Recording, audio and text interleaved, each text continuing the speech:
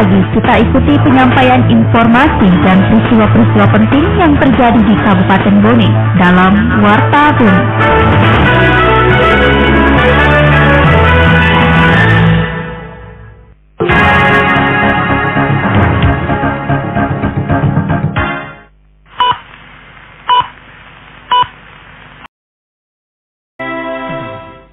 Pukul 7 waktu Indonesia Tengah, Radio Republik Indonesia dalam Warta Bone. Stari berita, sekitar 70 miliar rupiah anggaran yang disediakan untuk perbaikan sarana dan prasarana sekolah di Bone. Bawaslu Bone melakukan seleksi ulang calon anggota Panwascam di 9 kecamatan. Inilah Warta Bone selengkapnya bersama saya, Eni Adnan.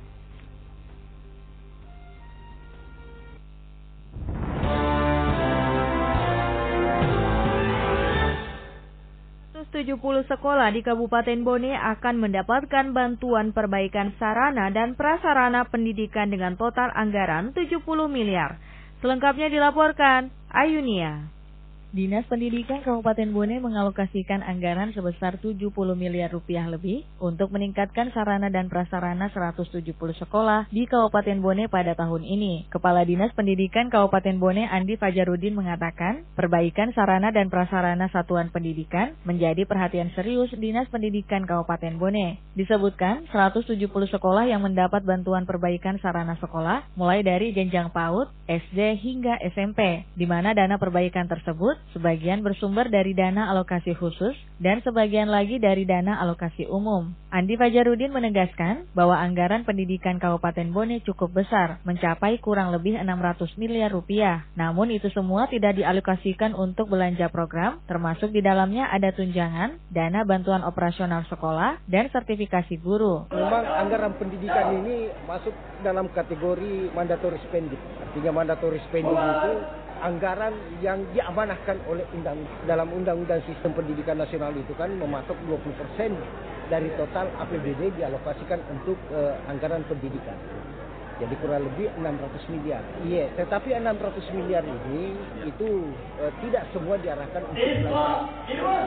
Ada belanja rutin seperti gaji dan tunjangan, di situ ada dana BOS, di situ ada tunjangan sertifikasi dan sebagainya. Khusus untuk 170 sekolah ini kurang lebih 70 miliar, lebih daripada 50 miliar itu disupport dari dana alokasi khusus. Ditambahkan Andi Fajarudin, dengan alokasi anggaran yang cukup besar dan berbagai program prioritas yang telah dirancang, Dinas Pendidikan Kabupaten Bone optimis dapat meningkatkan kualitas dan perkembangan pendidikan di Kabupaten Bone. Penjabat Bupati Bone Andi Islamuddin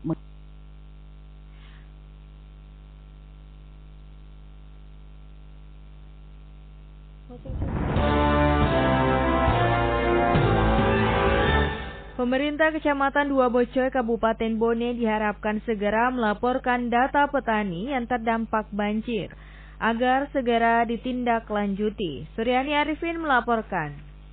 Penjabat Bupati Bone Andi Islamuddin menginstruksikan pemerintah kecamatan agar segera menginventarisir data petani yang terdampak banjir di Kecamatan Dua Bocoy, agar dinas terkait dalam hal ini Dinas Pertanian dapat melakukan upaya penanganan setidaknya meminimalisir kerugian petani yang terdampak.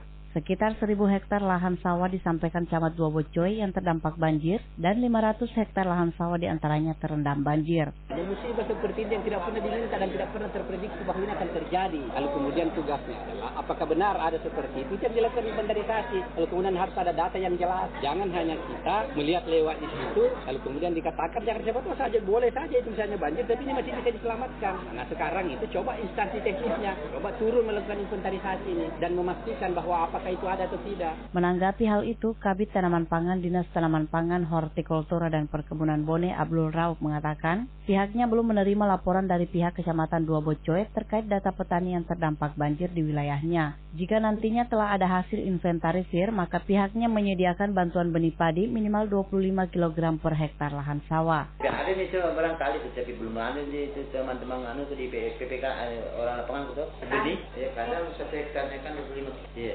Ditambahkan, adapun bantuan yang dialokasikan untuk para petani yang terdampak banjir, yakni bantuan dari pemerintah pusat.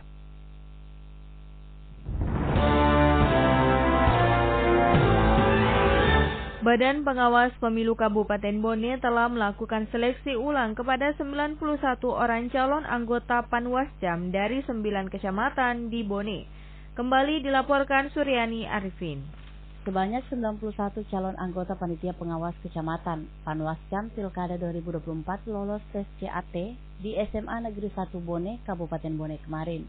Ketua Bawaslu Bone Muhammad Alwi menyebutkan 91 orang calon anggota Panwasjam, laki-laki sebanyak 62 orang dan perempuan 29 orang. Tes CAT diikuti oleh para peserta dari 9 kecamatan, yakni Kecamatan Bengo, Pondre, Ajangale, Awampone, Barebo, Libureng, Kahu, dan Bontocani, serta Lapri. Pasalnya beberapa anggota Panwasjam pada pemilu lalu dari 9 kecamatan tersebut mengundurkan diri dan tidak memenuhi syarat. Maka dari itu dilakukan tes ulang. Dijelaskan, sesuai dengan petunjuk teknis Bawaslu Republik Indonesia, usai mengikuti tes CAT, tahapan selanjutnya yakni tes wawancara. Peserta yang lolos ke tahap wawancara adalah peserta yang memiliki nilai tertulis tertinggi 2 kali dari jumlah kebutuhan di masing-masing kecamatan yang telah membuka pendaftarannya. Karena kan proses rekrutmen kita ini kan ada beberapa tahap. Ada tahap satu itu adalah proses evaluasi terhadap Panwasjam yang kemarin ini. Nanti setelah di proses evaluasi itu ada yang GUR, itulah yang dibuka pendaftar baru. Makanya dari hasil evaluasi kami itulah yang tidak memenuhi standar lagi kan. Alwi berharap bahwa melalui beberapa tahapan seleksi ini akan dihasilkan calon anggota Panwaslu kecamatan yang kompeten dan siap menjalankan tugas serta kewajibannya sesuai dengan peraturan perundang-undangan yang berlaku.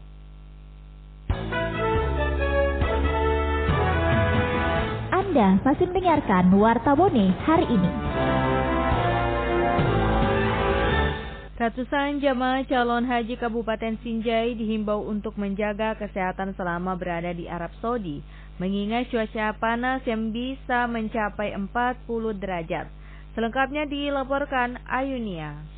Asisten Administrasi Pemerintahan dan Kesra Sedakap Sinjai Andi Irwan Syahrini Yusuf meminta kepada para jamaah haji Kabupaten Sinjai dapat menjaga kesehatan. Hal ini disampaikan saat penerimaan jamaah haji Kabupaten Sinjai di Aula Asrama Haji Sudiang Makassar belum lama ini. Andi Irwan Syahrini Yusuf juga menghimbau kepada para jamaah calon haji Sinjai agar menjaga kondisi fisiknya dengan baik sebab kondisi cuaca di Arab Saudi cukup panas dan berbeda dengan di tanah air. Selain itu, para jamaah haji Kabupaten Sinjai diharapkan untuk tetap menjaga kebersamaan, kekompakan, dan persatuan selama berada di Arab Saudi. Ya, kami berharap tentu saja kepada seluruh jamaah mengingat bahwa suhu di Saudi Arabia kemungkinan berkisar 40 derajat dan itu sangat fluktuatif. Kami berharap para jamaah untuk menjaga kesehatan, menjaga stamina, supaya segala rukun haji yang wajib dilaksanakan bisa terlaksana dengan sempurna. Kalau lansia sebenarnya kalau dibandingkan tahun lalu agak berkurang tahun ini, yang di atas 70 tahun hanya 3 atau 4 orang tahun ini, alhamdulillah. Sebelumnya diketahui jamaah haji Kabupaten Sinjai berjumlah 240 orang, terdiri dari 73 jemaah laki-laki dan 167 jemaah perempuan yang tergabung dengan 202 jemaah haji asal Makassar di kelompok terbang 4 embarkasi Makassar. Sesuai dengan jadwal, jemaah haji Kabupaten Sinjai meninggalkan tanah air melalui Bandara Internasional Sultan Hasanuddin Makassar menuju Madinah, Arab Saudi pada Selasa 14 Mei 2024.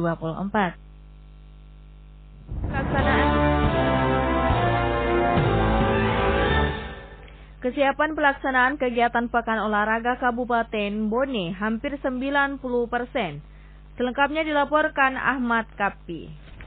Pemerintah Kabupaten Bone telah melakukan persiapan intensif untuk menyukseskan Pekan Olahraga Kabupaten Porkap Bone yang akan berlangsung 25 Mei 2024 mendatang. Kegiatan ini diharapkan menjadi ajang prestasi olahraga serta mempererat tali persaudaraan antar masyarakat Bone. Ketua Panitia Porkap Bone, Andi Akbar mengatakan, hampir 90% persiapan baik dari venue maupun administrasi setiap cabang olahraga sudah mulai rampung. Sementara 10% lainnya sisa menunggu penyelesaian administrasi pendaftaran dan kelengkapan persyaratan bagi para atlet setiap kecamatan yang akan ditutup pada 15 Mei 2024. Ya, kita perkirakan kan setiap cabang olahraga minimal 8 kecamatan yang mendaftar baru kita bisa pertandingkan. Nah, sampai hari ini hampir semua kecamatan memang sudah menyatakan bahwa dia akan mengikuti berapa cabang olahraga.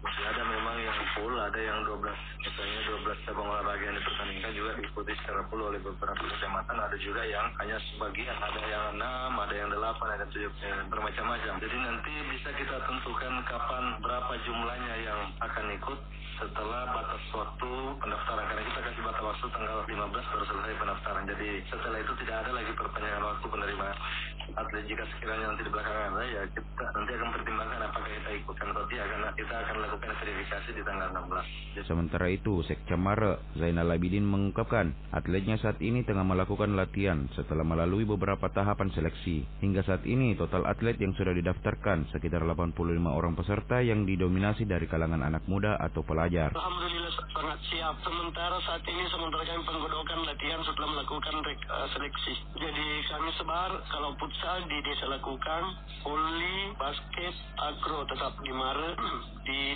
desa di Kelurahan Padelo. Ya, biliar kami latihan di kota, di Bone. Jadi atlet sementara sekarang latihan menghadapi Porka. Untuk target juara umum belum. Tidaknya kami mampu berbicara di ajang tersebut. Total atlet untuk saat ini baru sekitar 85. Adapun cabang olahraga yang nantinya dipertandingkan seperti futsal, voli, sepak takraw, tenis meja, bulu tangkis, judo, kemudian basket, balap sepeda, menembak, catur, biliar, dan atletik.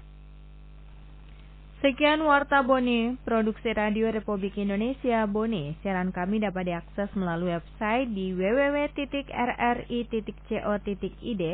dan RRI Digital yang dapat Anda download di Play Store dan App Store. Selamat pagi dan sampai jumpa.